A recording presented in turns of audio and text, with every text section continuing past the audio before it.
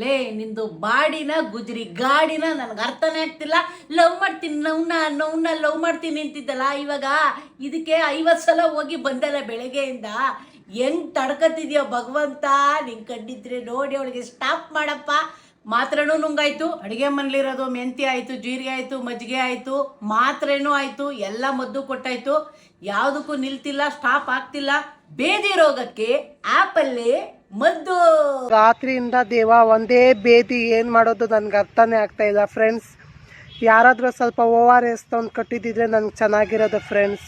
ಈ ಕುಂಟ್ಲೆಗೆ ಇಟ್ಕೊಂಡು ಕುಂಟ್ಕೊಂಡು ಓಡೋಷ್ಟೊತ್ತಿಗೆ ನನಗೆ ಸಾಕಾಗಿ ಹೋಗ್ತಾ ಇದೆ. ಯಾಕೋ 2 ದಿನದಿಂದ ಇಡೀ ಬಾಡಿನೇ ಅಲ್ಲಾಡ್ತಾ ಇದೆ. ಪೀರಿಯಡ್ಸ್ ಆಗಿರೋ ಸೈಡ್ ಎಫೆಕ್ಟ್ಸ್ ಇದ್ರು, ಒಂದ್ ತಿಂದ್ರೆ ಯಕ್ವಾ, ಒಂದ್ ತಿಂದಿಲ್ಲ ಅಂದ್ರೆ ತಕ್ವಾ ಅನ್ನೋ ತರ ಆಗೋಗೈತೆ. ಈ ಬಾಡಿನ ಬ್ಯಾಲೆನ್ಸ್ ಮಾಡೋಷ್ಟೊತ್ತಿಗೆ ನನಗೆ ಸಾಕಾಗಿ ಹೋಗ್ತಾ ಇದೆ. ದಿನಕ್ಕೊಂದು ಸಮಸ್ಯೆ ಹುಡ್ಕೊಂಡ್ ನನ್ ಕಾಲಡಿನೇ ಸಿಗಾಕತ್ತಾ ಇದೆ. ಹಂಗಂತ ಗಿವ್ ಅಪ್ ಮಾಡ್ಬಿಡ್ತೀನ ನಾನು? ಚಾನ್ಸೇ ಇಲ್ಲ. ಗಿವ್ ಅಪ್ ನನ್ನನ್ ಗಿವ್ ಅಪ್ ಮಾಡೋವರೆಗೂ ನಾನು ಅದಕ್ಕೆ ಟಾರ್ಚರ್ ಇಕ್ತೀನಿ. ತುಂಬಾ ದಿನ ಆಯ್ತಲ್ಲ ನಾನು ಮಟಾಶ್ ಲಕ್ ತೋರಿಸಿ ನೋಡಿ ಇವಾಗ ಎಷ್ಟು ಚೆನ್ನಾಗಿ ಹೀಲ್ ಆಗ್ತಾ ಇದೆ ಅಂತ. ಎಲ್ಲಾ ಲೇಯರ್ಸ್ ಬೆಳೆಯೋದಕ್ಕೆ ಶುರುವಾಗಿದೆ.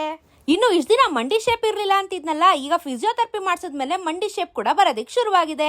ಸ್ಕಿನ್ ಸೂಪರ್ ಆಗಿ ಹೀಲ್ ಆಗ್ತಾ ಇದೆ, ಕಂಪ್ಲೀಟ್ ಆಗಿ ಡ್ರೈ ಆಗಿದೆ. ಬಟ್ ಇದು ಕೂಡ್ಕೊಳ್ಳಕ್ಕೆ ತುಂಬಾ ವರ್ಷನೇ ಬೇಕಾಗುತ್ತೆ. ಇನ್ನೇನೇ ಕಷ್ಟ ಬಂದ್ರು ನೋವು ಬಂದ್ರು ನಾನು ಮಟಾಶ್ ಲೆಗಲ್ಲೇ ಸೈಡ್ ಓದ್ಬಿಟ್ಟು ಮುಂದಕ್ಕೆ ನಾನು ಗುರಿ ನೋಡ್ಕೊಂಡು ಹೋಯ್ತಾ ಇರೋದು ಅಷ್ಟೇನೆ. ಇನ್ನು ವಾಕರ್ ಬಿಟ್ಟು ನಡೆಯೋದು ಯಾವಾಗ ಅಂತ ಅಂದ್ರೆ ಇನ್ನೊಂದು 15 ದಿನ ಬೇಕು. ಯಾಕಂದ್ರೆ ಆಂಕಲ್ ಅಲ್ಲಿ ರಾಡ್ ಇರೋ ಕಾರಣ ನಾನು ಫುಲ್ ವೆಯ್ಟ್ ಬೇರಿಂಗ್ ನ ಮಾಡ್ಬೇಕು ಅಂದ್ರೆ ಸ್ವಲ್ಪ ಟೈಮ್ ತಗೊಳುತ್ತೆ. ಯಾಕಂದ್ರೆ ರಿಸ್ಕ್ ಕೊಡಕ್ ಆಗಲ್ಲ.